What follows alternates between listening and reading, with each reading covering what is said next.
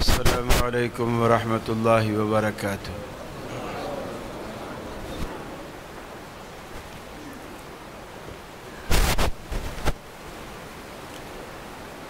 الحمد للہ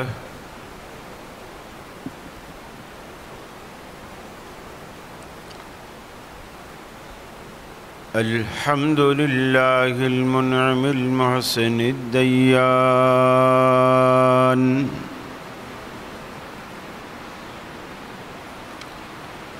ذی الفضل والجود والإحسان،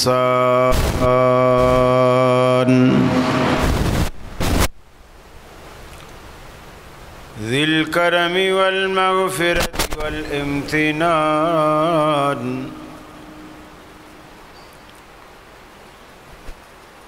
والصلاة والسلام على سید الانبیاء خیر الانام،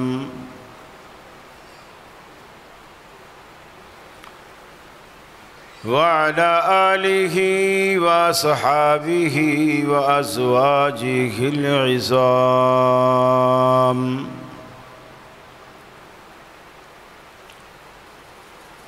واتباعہ واحبابہ ورفقائہ البررۃ الکرام، اما بعد فاعوذ باللہ من الشیطان الرجیم، بسم اللہ الرحمن الرحیم،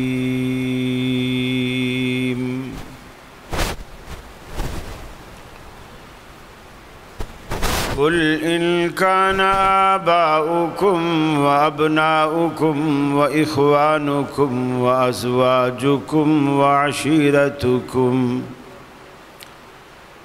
وأموال اقترفتموها وتجارة تخشون كسادها ومساكن ترضونها أحب إليكم من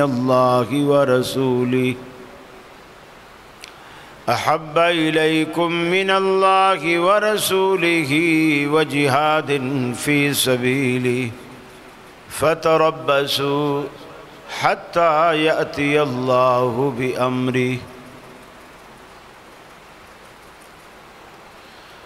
وقال الله تبارك وتعالى يا أيها الذين آمنوا لا تقدموا بين يدي الله ورسوله واتقوا الله إن الله سميع عليم۔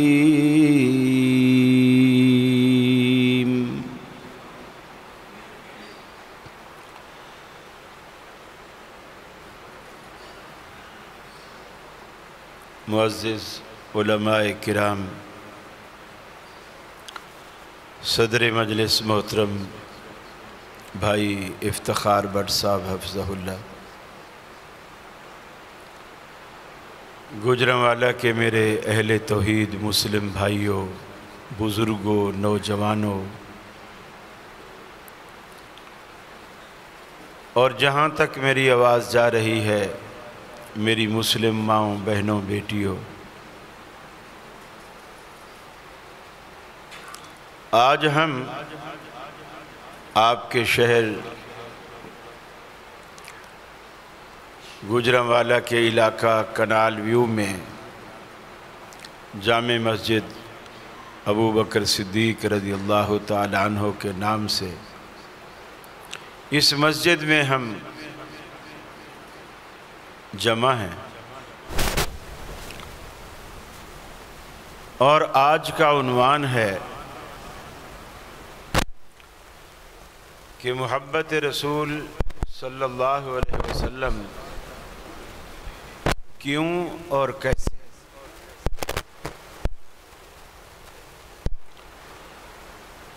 خاص کر فجر کے ٹائم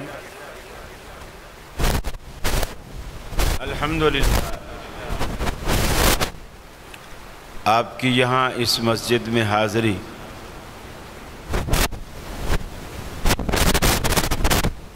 خوش آئند بھی ہے اور تعجب خیز بھی۔ عموماً فجر کے وقتوں میں کراچی میں تو میں نے نہیں دیکھا کہ درس ہوتے ہیں 5 منٹ 10 منٹ کے، وہی جو 1 صف 2 صف نمازیوں کی ہوتی ہے، اس میں بھی آدھے اٹھ جاتے ہیں اور آدھے بیٹھے رہتے ہیں، جو بیٹھے رہتے ہیں بس 5-7 منٹ دیا جاتا ہے۔ بڑی تعداد میں فجر کے درس میں میں نے لوگ نہیں دیکھے۔ میں آپ کو اور اس کام کا آغاز کرنے والوں کو مبارکباد دیتا ہوں۔ اللہ رب العالمین آپ کا یہ عمل اپنی جناب میں قبول و مقبول فرمائے۔ دوسرا جملہ میں نے عرض کیا کہ یہ تعجب اس لیے کہ اللہ رب العالمین بھی تو جنت میں داخلے کے لیے طرح طرح کے انعامات اور نعمتوں کا ذکر کرتا ہے کہ تم آؤ، میں تمہیں یہ دوں گا، یہ دوں گا، یہ دوں گا۔ بلکہ اگر اللہ یہ کچھ بھی نہ کہے نا، اللہ نے قرآن میں ایک ایسی بات کی کہ وَلَكُمْ فِيهَا مَا تَشْتَهِي أَنفُسُكُمْ، بس گنوانے کی ضرورت ہی نہیں۔ اللہ کیا ملے گا؟ فرمایا جس چیز کو تمہارا جی چاہے گا وہ ملے گا۔ گھروں میں بچے ضد کرتے ہیں نا، اور سب کی پسند الگ الگ ہوتی ہے، ماں کو تنگ کرتے ہیں، اور خاص کر بڑے گھروں کے بچے، مجھے تو آج پیزا ہی کھانا ہے، میں ناشتہ نہیں کروں گا، مجھے پیزا چاہیے۔ بیٹا اس ٹائم پیزا نہیں ملتا ہے، دوپہر کو میں ناشتہ نہیں کروں گا، مجھے پیزا چاہیے۔ ابا گاڑی پہ جا کے وہ پیزا کہیں سے بھی ملتا ہوگا نا لے کر آئے بچے کی خوشی کے لیے۔ دوسرے کی دوسری خواہش ہے، تیسرے کی تیسری خواہش ہے، لیکن ماں باپ اسے پورا کرتے ہیں۔ اللہ جو والدین سے بھی زیادہ محبت کرتا ہے، اس نے ایک ہی بات کہہ دی، تمہیں پیزا چاہیے، تمہیں کھیر چاہیے، تمہیں کسٹرڈ چاہیے، تمہیں پڈنگ چاہیے، جو بھی چیز چاہیے تمہیں ملے گی۔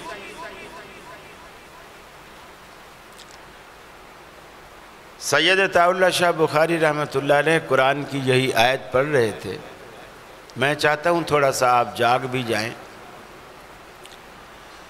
قرآن کی یہی آیت انہوں نے پڑھی اور تلاوت کی تو ایک گاؤں کا بابا بیٹھا ہوا تھا، حقے کا بڑا شوقین تھا۔ اس نے پوچھا، شاہ صاحب جنت میں حقہ ملے گا؟ انہوں نے کہا اگر تو حقہ پیتے پیتے جنت میں چلا گیا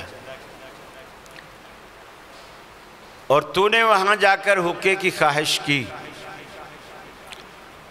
تو حقہ تو تجھے ضرور ملے گا، لیکن وہ جو انگار رکھتے ہیں نا آگ جس پہ تمباکو کے اوپر، وہ آگ لینے کے لیے تجھے دوزخ میں جانا پڑے گا، کیونکہ جنت میں آگ نہیں ہے۔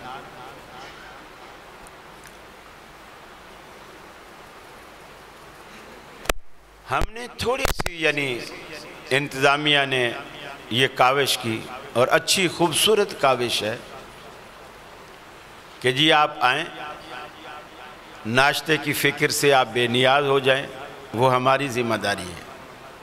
ہم آتے ہیں، جنت کی طرف کیوں نہیں آتے؟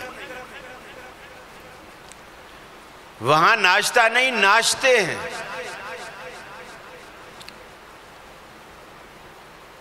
اور جو آپ چاہیں وہ ملے گا۔ آج آپ تہیہ کر لیں کہ یا اللہ جس طرح ہم تیرے گھر میں آج صبح سویرے نیند بستر چھوڑ کر آئے جمع ہوئے، ہم تیری جنتوں کے لیے بھی ایسی ہی کوشش کریں گے انشاءاللہ۔ رسول اکرم صلی اللہ علیہ وسلم کی ذات سے محبت کیوں کی جائے؟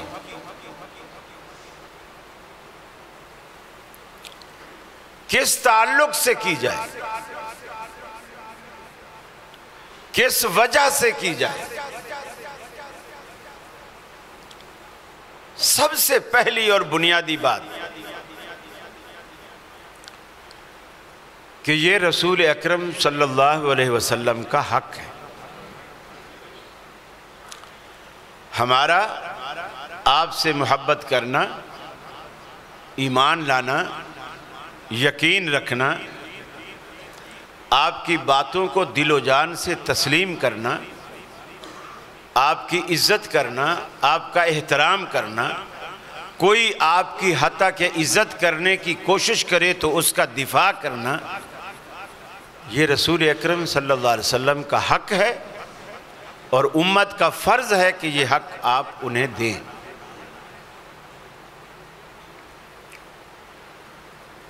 قرآن مجید کی جو آیت کریمہ میں نے آپ کے سامنے سورہ توبہ کی تلاوت کی ہے اور ایک سورہ احزاب سے، اللہ نے انسان کی دکھتی رگوں پہ ہاتھ رکھتے ہوئے 8 چیزیں گنوائیں، اور وہی 8 چیزیں تو اصل دنیا میں دل لگانے کا سبب ہے۔ آخرت کی طرف نہ جانے کا سبب بھی وہی 8 چیزیں ہیں کہ وہ ہمیں اتنی پیاری ہو چکی ہیں، اتنی محبوب ہیں ہماری نظر میں کہ آخرت کا تصور ہمارے دل میں یہ بات بٹھاتا ہے کہ اگر میں نے آخرت کی فکر کی، آخرت کی تیاری کی، آخرت میں جانے لگا تو یہ مجھے چھوڑنا پڑے گا۔ ظاہر بات ہے جو کچھ آخرت میں ملنے والا ہے وہ دنیا میں نہیں ہے۔ دنیا چھوڑ کے بندہ آخرت میں جائے، دنیا میں رہتے ہوئے ہم جنت میں نہیں جا سکتے۔ ہاں دنیا کو جنت بنا سکتے ہیں لیکن ویسی نہیں جیسے اللہ دینے والا ہے۔ پیسے سے آپ کچھ نہ کچھ کر لیں گے، بستر آپ کا نرم ہو جائے گا، گھر خوبصورت ہو جائے گا، سہولتیں زیادہ ہو جائیں گی، لیکن جو سہولت اللہ دینے والا ہے کہ آپ مرضی کے مالک ہوں گے۔ دنیا میں کوئی بندہ مرضی کا مالک نہیں ہے، وہاں آپ مرضی کے مالک ہیں۔ حسرت نہیں ہے، کاش کا لفظ نہیں ہے جنت میں کہ کاش ایسا ہوتا۔ کوئی پھل بھی اگر اوپر لگا ہوا ہے نا، درخت ہے، اونچا ہے، خوبصورت پھل ہے، آپ تختے پہ بیٹھے ہوئے نیچے پلنگ تکیے لگا کے نوابوں کی طرح، چودھریوں کی طرح، سیٹھوں کی طرح، اس لیے کہ اب آپ کا ٹھاٹ باٹ ہے اور آپ کے اس ٹھاٹ باٹ سے اللہ ناراض بھی نہیں ہو رہا، خوش ہو رہا ہے۔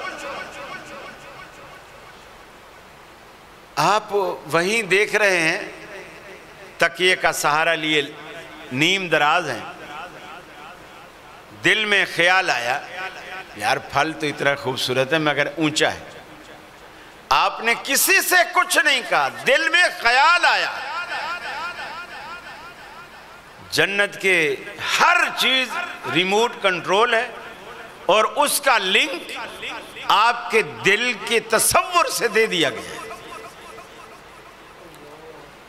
آپ کے دل میں خیال آیا یار یہ تو اتنا اونچا ہے، میں اس کو کیسے کھاؤں گا؟ بس یہ خیال دل میں آنا تھا، وہ ٹہنی جھک کے آپ کے سامنے آ جائے گی. آپ پھل کو توڑیں گے، وہ ٹہنی واپس اوپر جائے گی، وہ پھل پھر لگ جائے گا. اس لیے کہ جنت میں کوئی چیز کم نہیں ہونی. سجاوٹ، بیوٹی بڑھے گی، کم نہیں ہوگی. آپ کی جوانی، آپ کی صحت. دنیا میں تو ہوتا ہے نا کہ بھئی کبھی نزلہ، کبھی زکام، کبھی کھانسی، کبھی ملیریا، کبھی ڈینگی، کبھی بخار، کبھی بیگم ناراض، کبھی بچے ناراض، کبھی ابا بچوں سے ناراض. پریشانیاں ہی پریشانی. جنت میں ایسا کچھ بھی نہیں. آپ جس عمر میں جنت میں داخل ہوں گے، ساری زندگی آپ کی وہی عمر رہے گی. یعنی عمر آپ کی کنٹرول رہے گی، بڑھے گی نہیں. جتنی داڑھی، جتنی مونچھیں لے کر آپ جنت میں داخل ہوں گے، ساری زندگی وہی رہے گی. کوئی اور قد آپ کے ماشاءاللہ 60 ہاتھ کے قد ہو جائیں گے حضرت آدم علیہ السلام کی طرح، یہ لمبے. اور جب سارے ایک جیسے ہوں گے، کوئی بھی بونا نہیں ہوگا اس میں، تو برا بھی نہیں لگے گا، سب کو اچھا لگے گا. اسی وجہ سے آپ کے محلات بھی بہت اونچے ہوں گے. یہ 10-12 فٹ کی چھتیں نہیں ہوں گی. ظاہر بات ہے جب مالک، گھر کا مالک اتنا بڑا ہوگا تو پھر اس کا گھر بھی تو اسی حساب سے ہوگا. فرمایا قُلْ إِنْ كَانَ آبَاؤُكُمْ وَأَبْنَاؤُكُمْ وَإِخْوَانُكُمْ. 8 چیزیں رب العالمین نے گنوائیں جو دنیا میں ہمیں دل و جان سے بھی زیادہ عزیز ہیں. ہم دنیا میں کماتے ہیں انہی چیزوں کے لیے، راتوں کو جاگتے ہیں انہی چیزوں کے لیے، محنتیں کرتے ہیں انہی چیزوں کے لیے. رب العالمین نے وہ چیزیں گنوائیں، ہماری دکھتی رگوں پہ ہاتھ رکھا. اے حبیب انہیں کہہ دیجئے ان کان آباؤکم و ابناؤکم و اخوانکم و ازواجکم. اگر تمہارے بیٹے، اگر تمہارے ماں باپ اور تمہارے بیٹے اور تمہارے بھائی بند اور تمہاری بیویاں، وعشیرتکم اور تمہارے خیش قبیلے خاندان والے، رشتہ دار، نانا، ماما، تایا، پھوپا، خالو، یہ سارے کے سارے، وعشیرتکم واموال اقترفتموہا، اور تمہارا وہ سرمایہ، وہ دولت، وہ مال جسے تم محنت سے کماتے ہو. محنت سے کمائی ہوئی چیز بندے کو زیادہ محبوب اور عزیز ہوتی ہے. تمہارا وہ مال جو تم محنت سے کماتے ہو. وَتِجَارَةٌ تَخْشَوْنَ كَسَادَهَا، اور تمہاری وہ تجارتیں جن کے مات پڑ جانے پر تم ہمیشہ ڈرتے رہتے ہو کہیں خسارہ نہ ہو جائے، کہیں نقصان نہ ہو جائے، کسی وبال اور مصیبت میں میرا مال ڈوب نہ جائے، تم اس فکر میں لگے رہتے ہو. وَمَسَاكِنُ تَرْضَوْنَهَا، اور تمہارے وہ گھر جنہیں تم پسند کرتے ہو. ارے گھر کچے بھی ہوں تو ہر بندے کو دیواروں سے بھی پیار ہو جاتا. فرمایا وَمَسَاكِنُ تَرْضَوْنَهَا، تمہارے وہ گھر جن کو تم پسند کرتے ہو، دل و جان سے چاہتے ہو. احب الیکم، یہ 8 باتیں گنوانے کے بعد اگلی بات رب العالمین نے فرمائی، یہ 8 کی 8 چیزیں احب الیکم من اللہ ورسولہ وجہاد فی سبیلہ۔ 8 چیزوں کے مقابلے میں 3 چیزیں رب العالمین لایا۔ یہ 8 کی 8 چیزیں اگر تمہیں اللہ کی ذات سے، اللہ کے رسول کی ذات سے، وجہاد فی سبیلہ، اور اللہ کی راہ میں جہاد کرنے سے، ان 3 چیزوں سے یہ 8 چیزیں اگر تمہیں زیادہ پیاری ہیں، فتربصوا، پھر انتظار کرو، حتیٰ یاتی اللہ بامرہ، یہاں تک کہ اللہ رب العالمین کا حکم آ جائے، یعنی یہاں تک کہ اللہ رب العالمین کا عذاب آ جائے۔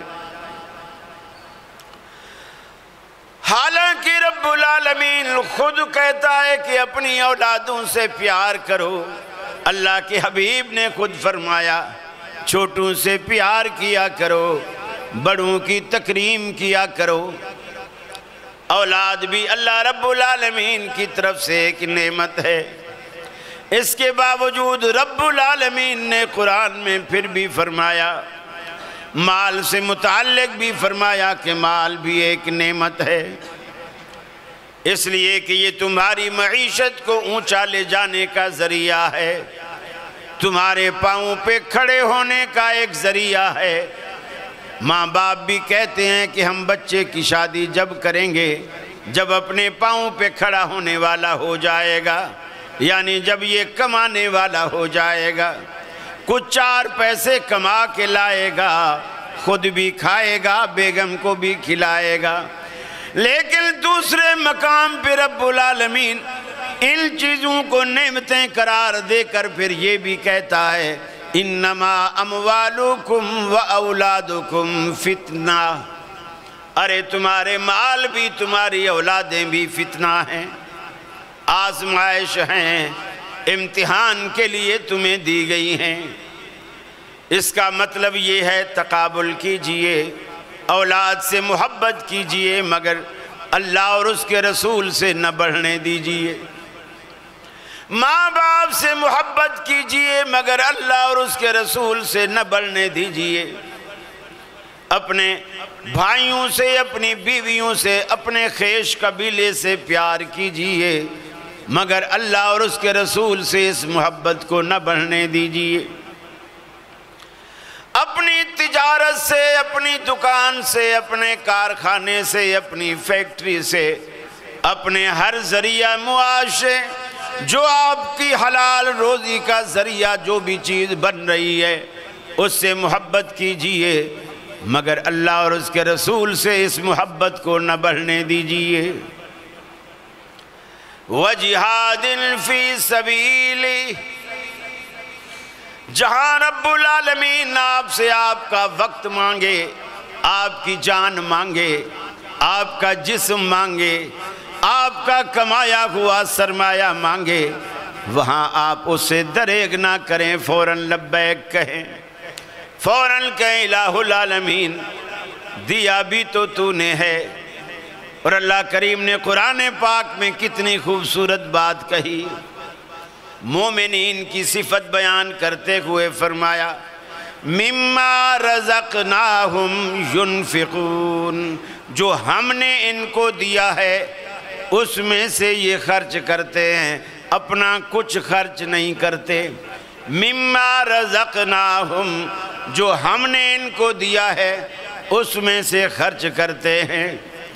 گویا اللہ رب العالمین کہتا ہے اے میرے بندے، یہ لے 5 لاکھ روپیہ پیسے میں تمہیں دیتا ہوں، حج تو کر کے یا ثواب میں تمہیں دوں گا۔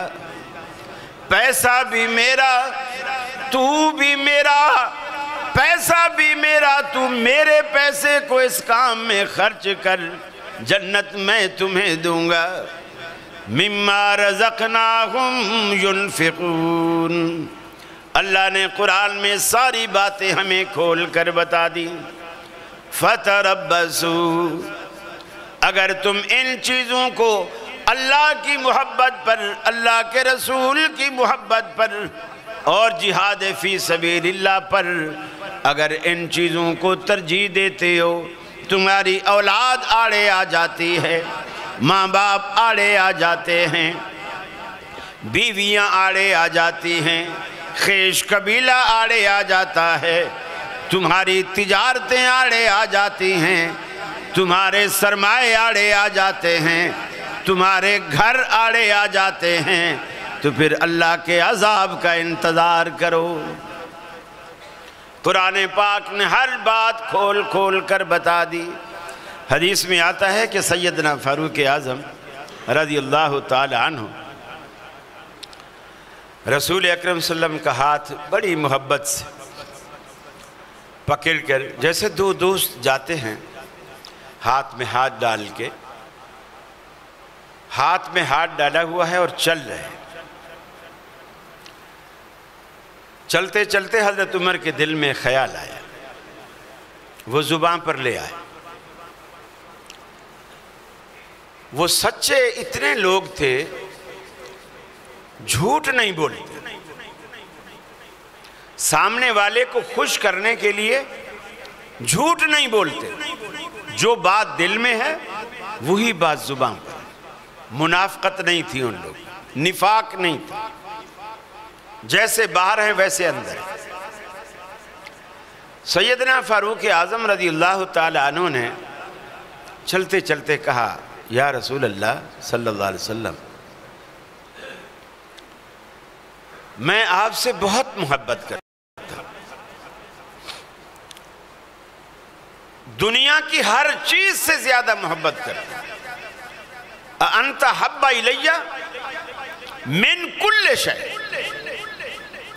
ہر چیز سے آپ مجھے زیادہ محبوب ہیں، إِلَّا مِن نَفْسِي، سوائے میری جان کے، یعنی میری جان سے آپ زیادہ پیارے نہیں ہیں، لیکن باقی ہر چیز سے زیادہ پیارے ہیں۔ یہاں بھی جھوٹ نہیں بولا، جو بات دل میں تھی وہی کہی، ورنہ رسول اللہ صلی اللہ علیہ وسلم کا دل جیتنے اور دل رکھنے کے لیے یہ بھی کہا جا سکتا تھا کہ میری جان سے بھی آپ زیادہ محبوب ہیں۔ نبی کریم صلی اللہ علیہ وسلم نے فرمایا، والذی نفسی بیدہ، قسم ہے اس ذات کی جس کے ہاتھ میں میری جان ہے، حتی اکون احب الیک من نفسک، تو جب تک اپنی جان سے بھی مجھ سے زیادہ محبت نہ رکھے، ایمان کا کوئی فائدہ نہیں ہے، ایمان کا کوئی فائدہ نہیں۔ سیدنا فاروق اعظم رضی اللہ تعالی عنہ نے فرمایا، عرض کی کہ اللہ کے رسول، آج کے بعد میں ہوں یا میری جان یا میری ملکیت میں کچھ بھی، سب کچھ آپ پہ قربان، سب کچھ آپ پہ قربان۔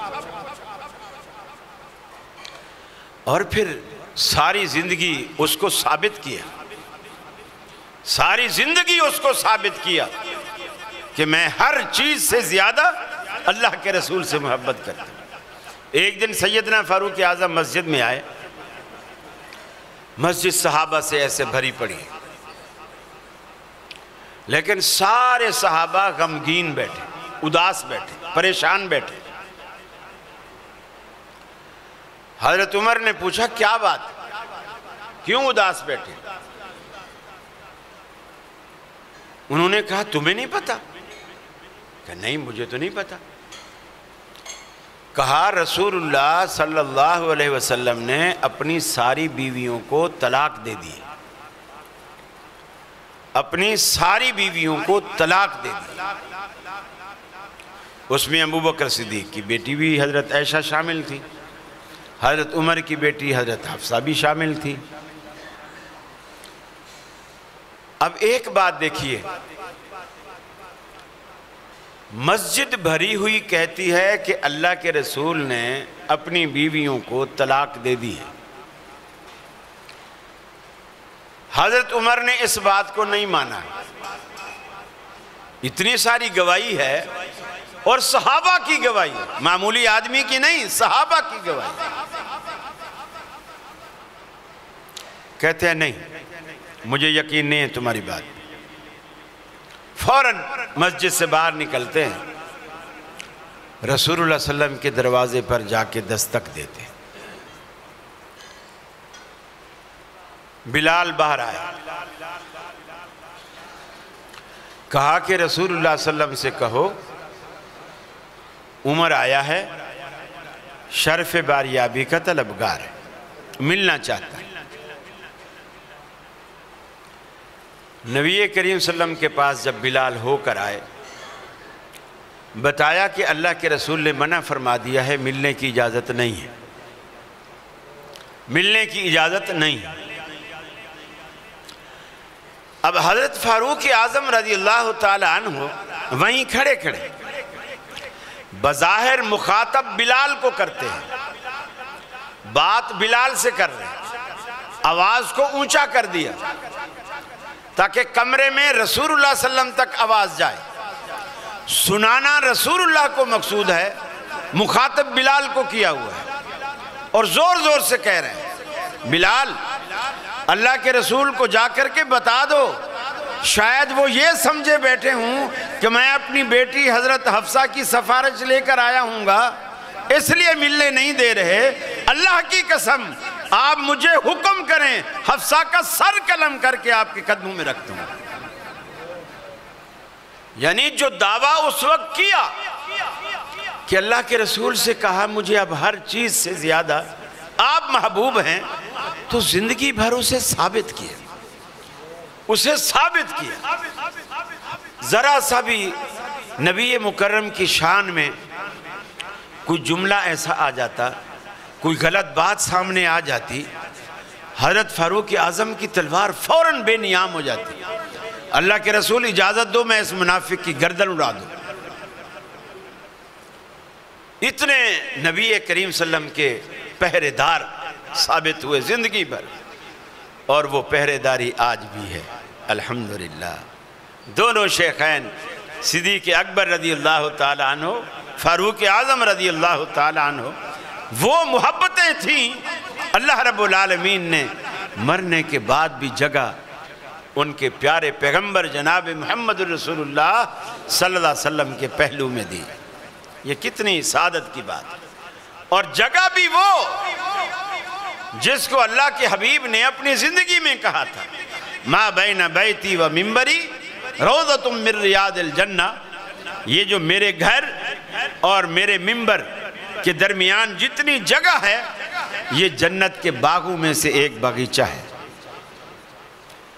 ارے جن کو اللہ نے دنیا میں جنت کے باغیچے میں سلا دیا ہے، بدبخت کون کہہ سکتا ہے کہ آخرت میں وہ جنتوں سے محروم ہوں گے؟ غلیظ لوگ ہیں اور غلیظ عقائد ہیں ان کے۔ قرآن مجید کی سورہ احزاب کی ایک آیت ہے جس میں اللہ رب العالمین نے کہا کہ لا ترفعوا اصواتکم فوق صوت النبی، نبی کا ادب بتائے، اپنی آوازوں کو نبی کی آواز سے اونچا نہ کریں۔ حضرت ثابت بن قیس رضی اللہ تعالی عنہ، قدرتی کچھ لوگ ہوتے ہیں ان کی آواز قدرتی اونچی ہوتی، وہ کسی کے سامنے بالکل قریب سے بھی بات کر رہے ہوں نا تو وہ ایسے بات کرتے ہیں جیسے کوئی ایک فرلانگ دور کھڑے ہوئے بات سے بات کر، آواز اتنی اونچی نکال قدرتی طور۔ ہمارے کراچی میں ایک دوست تھے، فوت ہو گئے، اللہ ان کی مغفرت فرمائے۔ وہ اکثر، آج کل تو پی ٹی سی ایل کا رواج ختم ہو گیا، پہلے یہی ہوتا تھا، وہ پی ٹی سی ایل پہ فون کرتے، کسی بچے نے بھاگ کے اٹھا لیا گھر میں سے تو وہ آگے بولتے تھے، ہاں ابا ہیں تمہارے گھر میں؟ تو بچہ فون رکھ کے بھاگ کے میرے ابو کوئی فون پہ ہمیں ڈانٹ رہا ہے، کوئی فون پہ ہمیں ڈانٹ رہا ہے۔ وہ ڈانٹ نہیں رہے تھے، ان کی قدرتی آواز ایسی۔ حضرت ثابت بن قیس کی قدرتی آواز اونچی تھی، اور جب قرآن مجید کی یہ آیت اتری نا، یا ایھا الذین آمنوا لا ترفعوا اصواتکم فوق صوت النبی، اے ایمان والو اپنی آوازوں کو نبی کی آواز سے پست رکھا کرو، اپنی آوازوں کو نبی کی آواز سے اونچا نہ کیا کیجئے۔ وَلَا تَجْهَرُوا لَهُ بِالْقَوْلِ كَجَهْرِ بَعْضِكُمْ لِبَعْضٍ، نبی سے ایسے بات نہ کیا کرو جیسے تم آپس میں ایک دوسرے سے بات کرتے ہو۔ نبی کے مقام کو، نبی کے رتبے کو سامنے رکھ کر ان سے بات کیا کرو، اپنی آواز ہمیشہ نبی کی آواز سے نیچے رکھا کرو،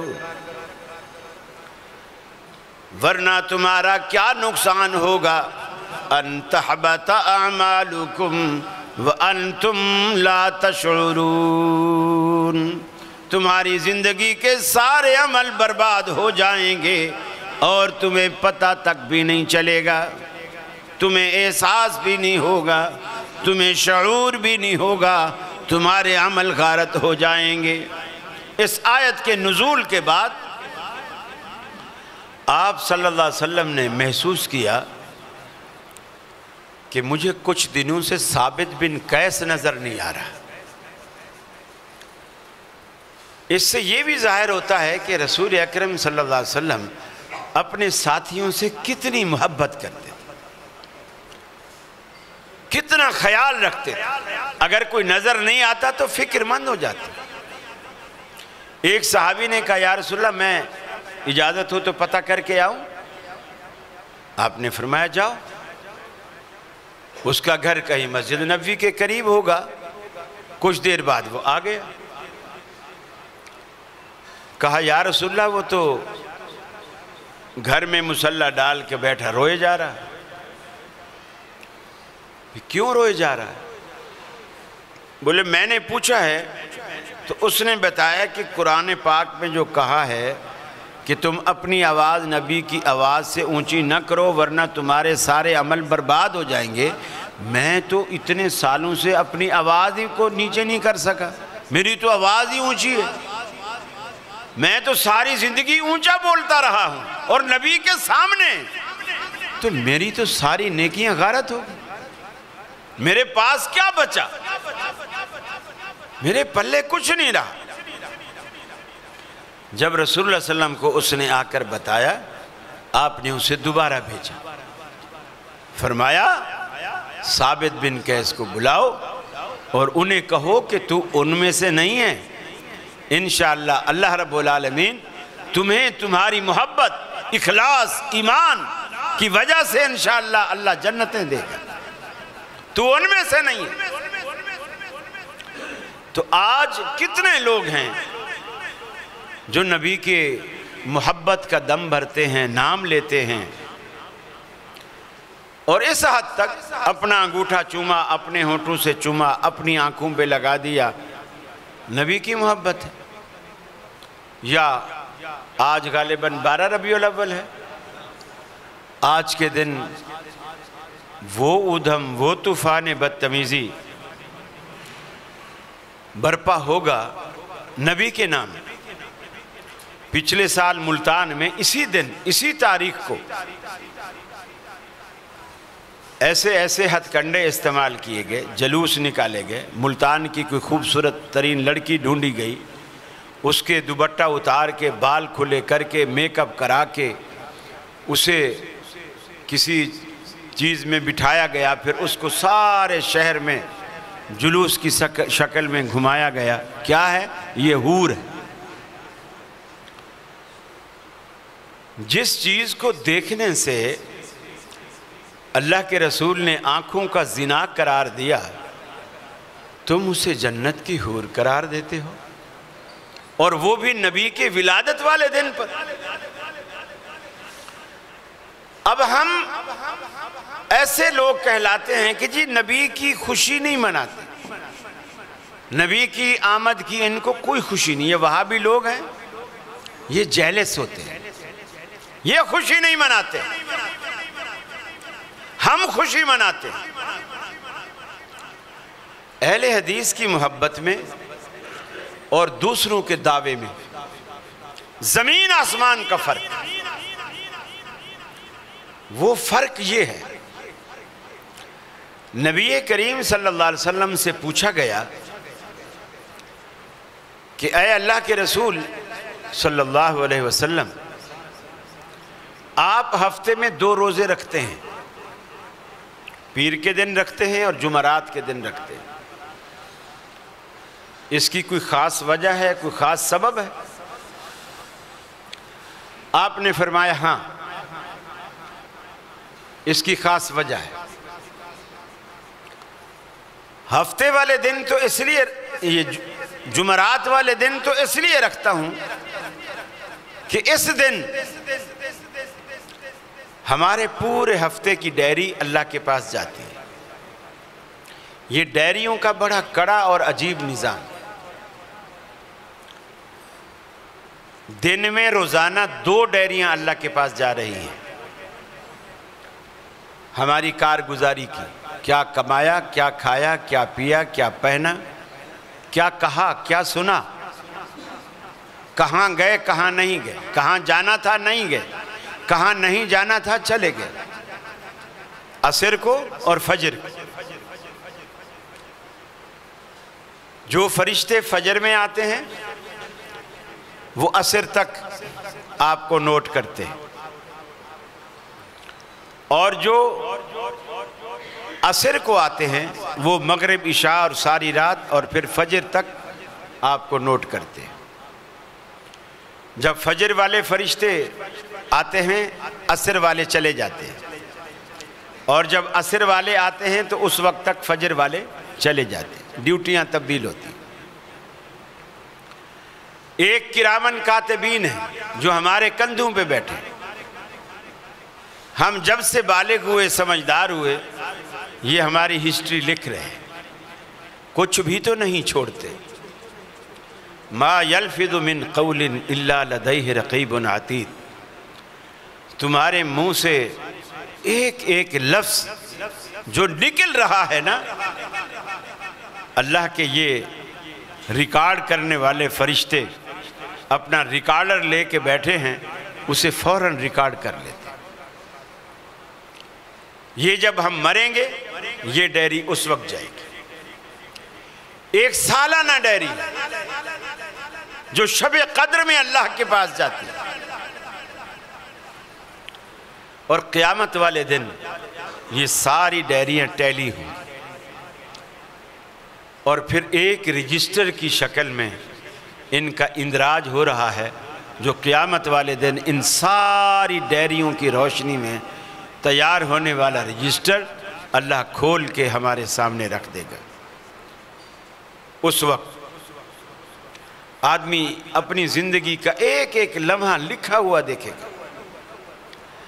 آپ نے فرمایا ہفتے پیر کا جو جمعرات کا جو روزہ ہے اس لیے رکھتا ہوں کہ ہفتہ واری ڈائری اللہ کے پاس جاتی ہے، اور میں یہ چاہتا ہوں کہ جب میری ڈائری جائے تو اس میں لکھا ہوا ہو کہ محمد صلی اللہ علیہ وسلم آج روزے سے ہیں. اس میں لکھا ہوا ہو کہ آج میں روزے سے ہوں. اللہ کے رسول پیر کا روزہ، آپ نے فرمایا یوم ولدت فی، اس دن میں پیدا ہوا اس لیے یہ روزہ رکھتا ہوں. یوم ولدت فی، میں اس دن پیدا ہوا. اب رسول اللہ صلی اللہ علیہ وسلم نے سال بھی یاد نہیں رکھا، ربیع الاول مہینہ بھی یاد نہیں رکھا،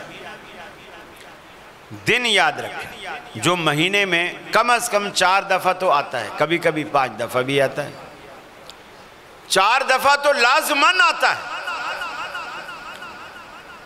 اب جو بات میں سمجھانا چاہتا ہوں آپ کو، صحابہ کرام کو جب اس بات کا پتہ لگ گیا تو سارے صحابہ یہ کام کرنے لگ گئے. پیر کا روزہ اور جمعرات کا روزہ چلو جمعرات کا تو سمجھ میں آتا ہے، لیکن پیر کا سمجھ میں نہیں آتا، کیونکہ آپ نے فرما دیا کہ اس دن میں پیدا ہوا اس لیے روزہ رکھتا ہوں۔ تو سارے صحابہ تو پیر کو پیدا نہیں ہوئے تھے نا، سمجھ میں آ رہی ہے بات؟ کوئی جمعرات کو پیدا ہوا ہوگا، کوئی جمعے کو، کوئی منگل کو، کوئی بدھ کو، لیکن صحابہ سارے پیر کا روزہ رکھتے ہیں، اپنی پیدائش والے دن کا نہیں رکھتے۔ حالانکہ یہ بھی ایک لاجک نکالی جا سکتی تھی کہ اللہ کے رسول اپنی پیدائش کے دن پہ روزہ رکھتے ہیں تو ہم بھی اپنی پیدائش کے دن پہ روزہ رکھیں گے، یہ بھی سنت سے مخالف نہیں تھا۔ لیکن صحابہ کی محبت نبی سے اتنی تھی، وہ اپنی پیدائش کے دن کو بھول گئے کہ میرے نبی نے جو پیر کا روزہ رکھا ہے لہٰذا ہم بھی پیری کا روزہ رکھیں۔ یہ صحابہ کی محبت۔ پھر آج جو جھنڈیاں نہ لگائے، کمکمے نہ لگائے، رنگ برنگی لائٹیں نہ لگائے، کہتے ہیں جی اسے نبی کی ولادت پر خوشی نہیں ہوئی، یہ گویا اس دن کو عید کا دن نہیں سمجھتے ہیں۔ میرے بھائی، رسول اللہ صلی اللہ علیہ وسلم نے اپنے عمل سے ثابت کر دیا کہ یہ دن عید کا دن نہیں ہے۔ مجھے بتائیے، عید کے دن روزہ رکھنا جائز ہے نا جائز ہے؟ حلال ہے کہ حرام ہے؟ حرام ہے۔ اور نبی مکرم نے اپنی پیدائش والے دن روزہ رکھا، اور عید والے دن روزہ رکھنا حرام ہے۔ گویا آپ نے اپنی امت کو یہ بتا دیا کہ اسے کچھ بھی نام دو، کم از کم یہ عید کا دن نہیں ہے، یہ عید کا دن نہیں ہے۔ اگر یہ عید کا دن ہوتا تو رسول اللہ صلی اللہ علیہ وسلم روزہ نہ رکھتے۔ فرمایا یا ایھا الذین آمنوا لا تقدموا بین یدی اللہ ورسولہ، اے ایمان والو، اللہ اور اس کے رسول سے آگے نکلنے کی کوشش مت کرو، وہی کام کرو جو رسول اللہ نے کیے۔ دنیا میں اگر کوئی نیکی رسول اللہ صلی اللہ علیہ وسلم نے چھوڑ دی تو وہ نیکی نہیں، جو کام آپ نے کر لیا وہ گناہ نہیں۔ اللہ کے نبی کی پیروی کرو، آگے مت نکلو۔ پیروی کرنے والے ہمیشہ پیچھے رہا کرتے ہیں، آگے نہیں چلتے۔ نبی کے پیچھے چلو۔ لا تقدموا بین یدی اللہ ورسولہ، اللہ اور اس کے رسول سے آگے نکلنے کی کوشش نہ کرو۔ اسی وجہ سے بدعات دنیا میں پیدا ہوتی ہیں۔ میاں اس میں حرج کیا ہے؟ کر لینے میں برائی کیا ہے؟ مانا کہ صحابہ نے قبر پہ اذان نہیں دی، اگر ہم دے دیں تو اذان ہی تو ہے، کسی کو گالی تو نہیں دی۔ مولوی صاحب کے سامنے تھال رکھا گیا، مولوی صاحب نے ختم شریف پڑھا، وہابی کہتے ہیں حرام ہے۔ ارے کیسے حرام ہے؟ ہم نے تو قرآن پڑھا ہے، قرآن پڑھا ہے، کوئی تورات انجیل یا ہندوؤں کی کوئی کتاب تو نہیں پڑھی۔ قرآن پڑھنے سے وہ چیز کیسے حرام ہو گئی؟ اللہ رب العالمین فرماتا ہے لا تقدموا بین یدی اللہ ورسولہ، قرآن نے اسے حرام نہیں کیا، نبی سے آگے بڑھنے نے اسے حرام کر دیا۔ تم نبی سے آگے بڑھ رہے ہو، نبی کے سامنے بھی کھانا رکھا جاتا، آپ بسم اللہ پڑھ کر دائیں ہاتھ سے تناول فرماتے، کبھی آپ نے کوئی سورت اس کھانے پر تلاوت نہیں فرمائی۔ آج کتنے لوگ اس میں بہتے چلے گئے، راکیوں نے بھی ملک کا بیڑا غرق کر کے رکھ دیا، بوتلوں میں، گلاسوں میں یہ پھونک وہ پھونک، یہ ہو جائے تو یہ پڑھ کے پھونکو، وہ ہو جائے تو وہ پڑھ کے پھونکو۔ نبی کریم نے پوری زندگی، پوری کی پوری زندگی کھانے کی کسی چیز پر آپ نے کبھی پڑھ کر کچھ نہیں پھونکا۔ اگر آپ نے دم بھی کیا تو ہمیشہ مریض پر کیا۔ صحابہ بوتلیں لے کر نہیں آیا کرتے تھے، دھاگے لے کر نہیں آیا کرتے تھے۔ آج دنیا میں اہل حدیث کہلانا بڑا آسان ہے، بننا بڑا مشکل ہے، ہونا بڑا مشکل ہے۔ بنتے ہو وفادار، وفا کر کے دکھاؤ، کہنے کی وفا اور ہے، کرنے کی وفا اور۔ اس دوغلے پن کو چھوڑ دیجئے، اللہ سے سچی محبت کیجئے، رسول اللہ سے سچی محبت کیجئے۔ بلکہ ترمذی میں اللہ کے رسول نے فرمایا، دو چیزوں سے منع فرمایا، نفخ سے بھی اور تنفس سے بھی۔ ایک نفخ، ایک تنفس۔ نفخ یہ ہوتا ہے کہ آپ ایسے پھونک مارتے ہیں کسی چیز میں۔ جیسے آپ نے دیکھا ہوگا ہوٹلوں پہ بہت سارے لوگ چائے پی رہے ہوتے ہیں، چائے والے ایک سوسر پرچ بھی دیتے ہیں، کپ بھی دیتے ہیں، تو وہ جلدی کے چکر میں پرچ میں ڈال کے پھر پہلے 2-3 پھونکے مارتے ہیں، پھر پیتے۔ یہ شرعاً حرام ہے۔ اس پھونک سے بھی منع کیا، چاہے پڑی ہوئی ہو چاہے بغیر پڑی ہو۔ دوسرا تنفس سے، نفس سے منع کیا، نون فے سین، وہ ہے سانس لینا۔ پھونک فو اور وہ ہا، یہ جو سانس لینا ہے، جس طرح بچے آپ نے دیکھا ہوگا پانی پئیں گے نا، اب ظاہر بات ہے وہ پانی پی رہے ہیں، سانس بھی آ رہا ہے، لیکن گلاس نہیں ہٹا رہے، اسی میں سانس لیتے رہیں گے۔ سانس لیں گے، پانی کو روک دیں گے، لیکن گلاس کو نہیں ہٹائیں گے، اسی برتن کے اندر ہی سانس لیتے رہیں گے۔ اللہ کے حبیب نے دونوں چیزوں سے منع فرمایا، تنفس سے بھی اور نفخ سے بھی۔ تو میرے بھائی، جب اللہ کے رسول کی محبت کا دم بھرتے ہیں تو اس کا تقاضا ہے کہ ہم ویسی محبت کریں جیسے صحابہ کرام نے آپ سے محبت کر کے دکھائی ہے۔ یہ دوسرا سوال تھا کہ ہم محبت کیسے کریں جیسے صحابہ نے کر کے دکھائی۔ حضرت سالم رضی اللہ تعالی عنہ، یہ کتنی دیر کا ہوتا ہے جی؟ مجھے آپ کی بات پہ یقین نہیں۔ ہاں جی، 1.25 گھنٹہ، یعنی 7:30 تک۔ کہیں ایسا نہ ہو نا پھر حلوہ نہ ٹھنڈا ہو جائے، یہ بات ہے، پھر مجھے مزہ نہیں آئے گا نا کھانے میں جی۔ حضرت سالم رضی اللہ تعالی عنہ یہ حضرت عمر کے پوتے، حضرت عمر کے ایک بیٹے تھے عبداللہ بن عمر، یہ ان کے بیٹے ہیں حضرت سالم۔ حضرت عائشہ کے پاس آتے ہیں، پوچھتے ہیں امی جان ایک مسئلہ بتاؤ کہ احرام باندھنے سے پہلے جب آدمی غسل کرتا ہے تو اس سے پہلے خوشبو لگا سکتا ہے؟ نہانے سے پہلے، نہانے سے پہلے لگائے خوشبو، پھر نہا لے تو جسم میں تھوڑی تھوڑی اس کے اثرات رہتے ہیں اور خوشبو رہتی ہے۔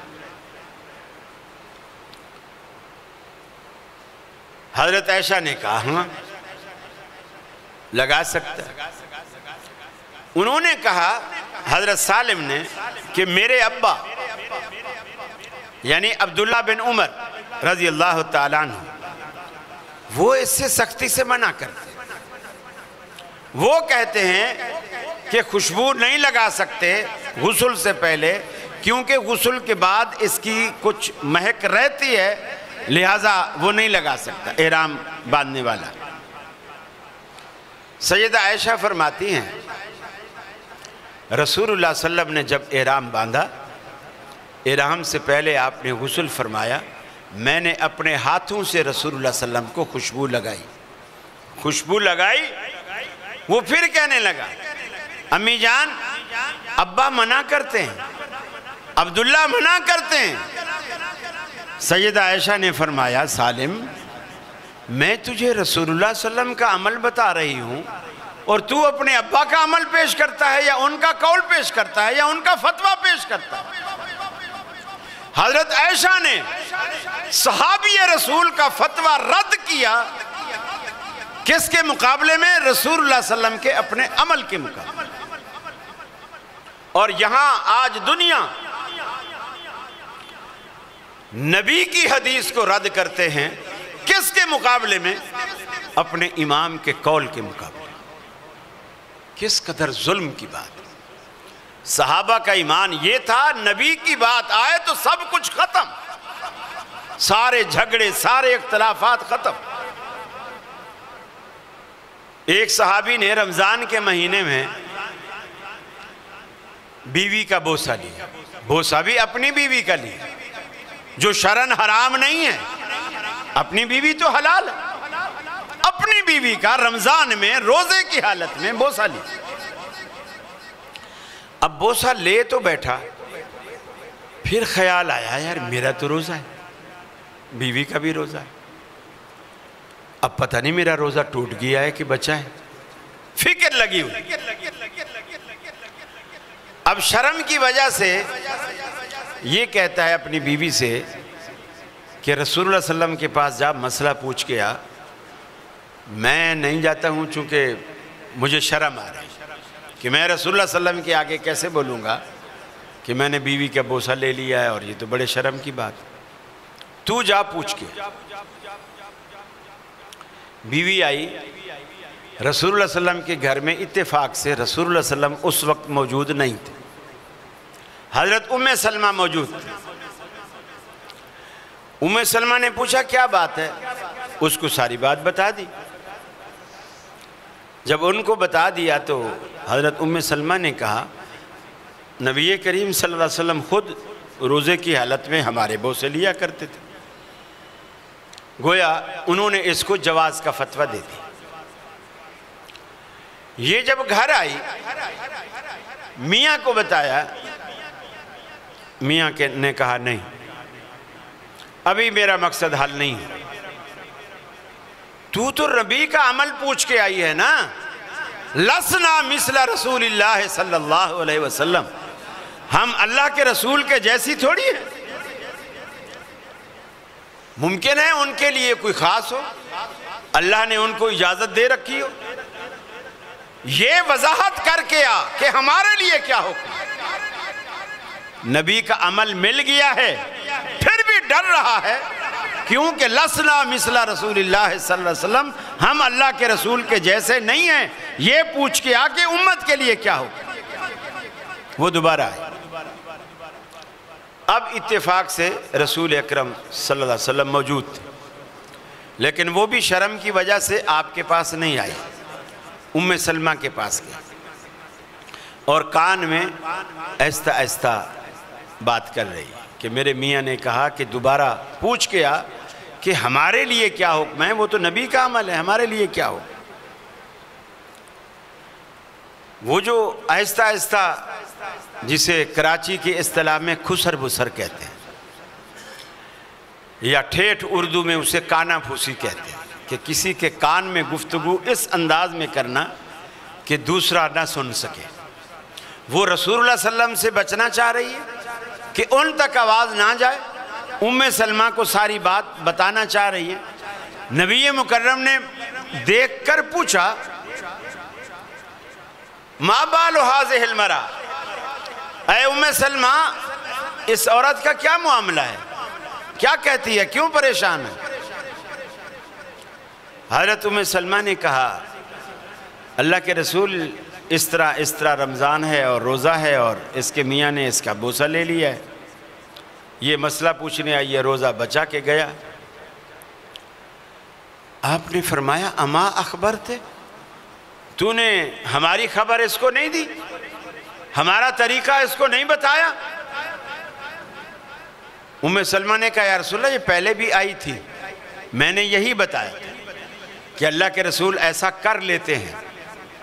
اس کے خاوند نے دوبارہ بھیجا ہے کہ وہ تو رسول ہیں، ہم تو رسول نہیں ہیں، امتیوں کے لیے کیا ہو؟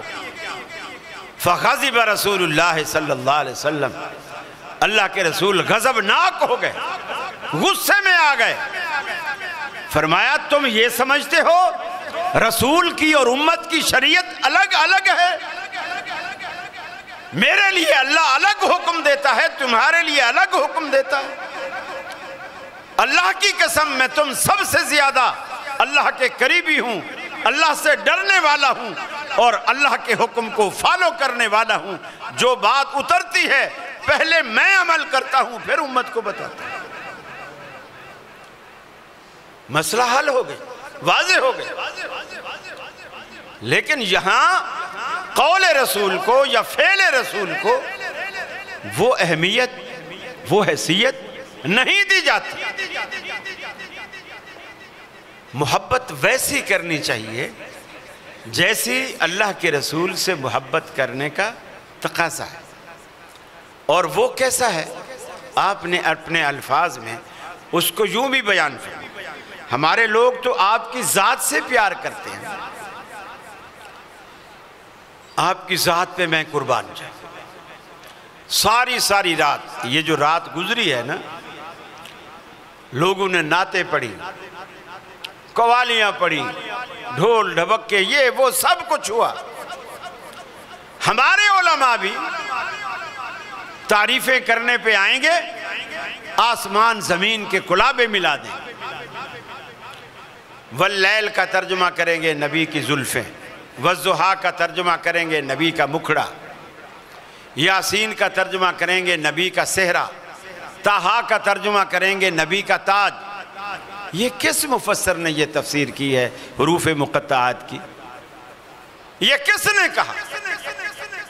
اور پورے قرآن میں اللہ رب العالمین نے ایک مرتبہ بھی نبی کے حلیے کی تعریف نہیں کی، پورے قرآن میں، کہ آپ کا قد لمبا تھا، آپ کا رنگ گورا تھا، آپ کے ہونٹ گلابی تھے، آپ کی ناک کڑی تھی، آپ کی آنکھیں موٹی تھی، آپ کی زلفیں سیاہ تھی۔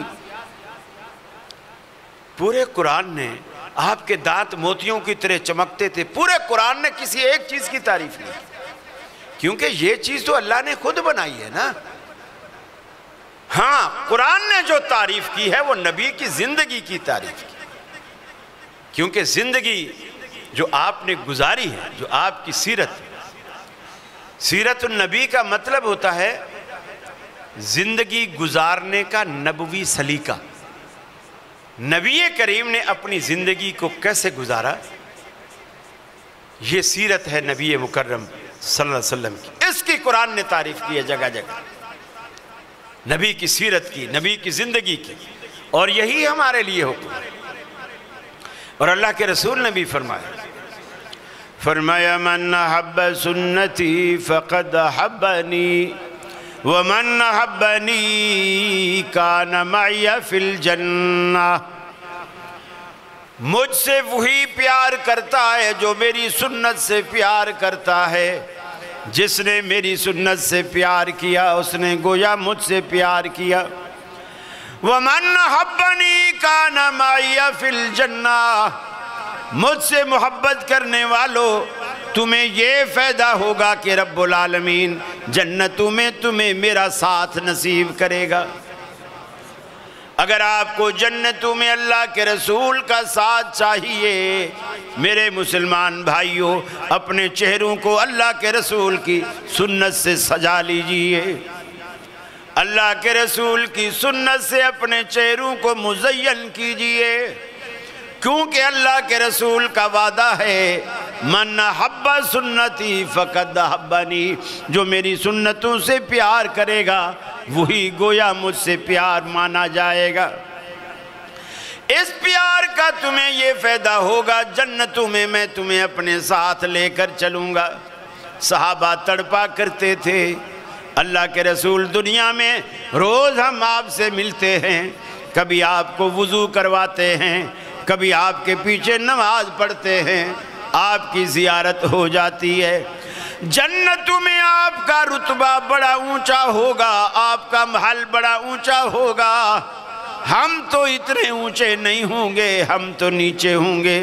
آپ کو دیکھنے کا دل کرے گا، ملنے کا دل کرے گا، کیسے ملیں گے؟ دیکھو صحابہ کی تمنا دیکھو، آرزو دیکھو۔ دنیا تو ان کے آگے گویا مچھر کے پر کے برابر بھی اس کی کوئی حیثیت نہیں، آخرت کے مقابلے۔ حضرت عوف بن مالک رضی اللہ تعالی عنہ ایک جنازے میں کھڑے ہوئے، پہلی صف، رسول اللہ نے جنازہ پڑھایا، کسی صحابی کا جنازہ ہے۔ عوف بن مالک کہتے ہیں کہ میں نے جنازے میں دو کام کیے، دو کام۔ ایک کام تو یہ کیا کہ جب رسول اللہ صلی اللہ علیہ وسلم دل کی گہرائی سے رو رو کر اس صحابی کے لیے مغفرت کی دعائیں کر رہے تھے، میرے دل میں جنازے کے اندر یہ تڑپ پیدا ہو گئی، کاش اس میت کی جگہ میری میت ہوتی۔ حالانکہ زندگی کس کو عزیز نہیں ہے، لیکن اس صحابی نے یہ دیکھا کہ اللہ کے رسول جس طرح دعائیں کر رہے ہیں یہ بندہ بخشا ہی جائے گا۔ اور آج جنازے دیکھ لو، 2 منٹ 1.5 منٹ مشکل سے لگتے ہیں۔ اہل حدیثوں کو تو پھر بھی اللہ نے توفیق دی ہے کچھ دعائیں پڑھنے کی، ان کو تو یہ بھی دعا نہیں ہے، یہ بھی نصیب نہیں ہے۔ 1.5 منٹ میں جنازے ختم ہو جاتے ہیں۔ اللہ اکبر، اللہ اکبر۔ دوسری چیز عوف بن مالک کہتے ہیں میں نے جنازے میں کھڑے کھڑے جو دوسرا کام کیا وہ یہ کیا، حفظت من دعائہی، اللہ کے رسول جو دعائیں پڑھ رہے تھے میں نے یاد کر لی۔ اب اس کا کیا مطلب ہے؟ ایمانداری سے بتائیں۔ اللہ کے رسول جو دعائیں پڑھ رہے تھے میں نے یاد کر لی، اس کا کیا مطلب ہے؟ جی، اللہ کے رسول نماز جنازہ بلند آواز سے پڑھا، وہ سنا ہے تو یاد کیا ہے نا، نبی کی دعاؤں کو سنا ہے تو یاد کیا۔ حفظت من دعائی۔ میرے بھائیوں، اپنے جنازے بھی نبی کی سنت اور طریقے کے مطابق کرو، اپنے مردوں کا حق ادا کرو۔ یہ میت کا حق ہے کہ آپ اسے دعاؤں کے ساتھ رخصت کریں۔ اور نبی رحمت صلی اللہ علیہ وسلم نے زندگی کے ہر فیلڈ میں اپنی رہنمائی چھوڑی ہے۔ اللہ سے دعا ہے اللہ رب العالمین مجھے بھی اور آپ کو بھی عمل کی توفیق عطا فرمائے، ہمیں نبی مکرم کا متبع بنائے، آپ کی سنتوں سے پیار کرنے والا بنائے۔ اور صحابہ کرام، ہم صحابی تو نہیں بن سکتے لیکن صحابہ کرام جیسے جذبات اللہ رب العالمین ہم میں بھی پیدا فرمائے۔ وآخر دعوانا ان الحمد للہ رب العالمین۔